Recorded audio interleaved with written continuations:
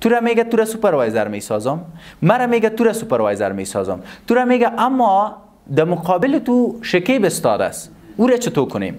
مرا میگه در مقابل تو مسیح استاد است، او را چطور کنیم؟ خودش آرام شیشته. دو احمق به سطح پایین بین خود زده رئیس. تو شیطانی مرا کو، من شیطانی تو را کنم، تو بر من چا بکن، من چا به تو بکنم، تو زندگی مرا تلخ کو، من زندگی تو را تلخ کنم. چرا؟ هیچ چیزی به نام سوپروایزری نیست، فقط از شما استفاده کرده رئیس، خودش کردیت گرفته رئیس. مانای ترغیبی است. دو تا را به جنگ پرتو، حکومت کو. دو تا را از هم جدا کو، حکومت کو. یک مثالش در بین اما وقت کو مایی بگید. دقیقاً. یک مثال دیگه در بخشای محبت و اینا میتونم.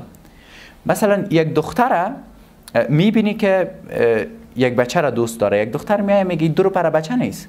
ایره دیدم که یک دختر دیگه ما بعد او را رها میکنه، این دختر میره پشتی او بچه یا برعکسش. در جامعه ما زیادتر بوده متاسفانه. جالب چیز، ما در دفاتر دیدیم که یک بچه یک دختر خیلی زیاد دوست داشته و این دختر خیلی پاک دامن بوده.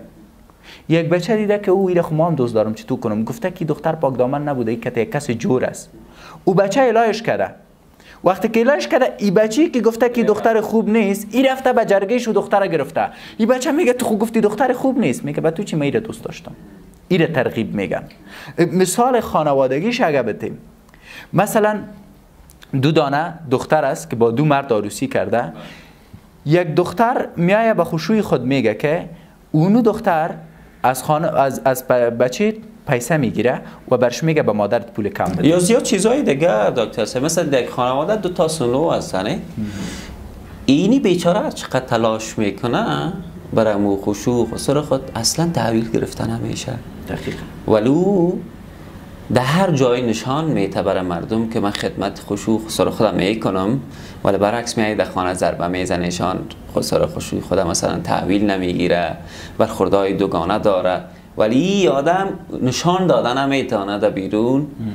ولی رو زنای دیگه بشی یا مردم دیگه بشی ترغیب کرده میره که اینی کاره بکو، ای کاره بکو، ای کاره بکو. البته این جنبای منفیش از دیگه، مثبتش نمیفهم.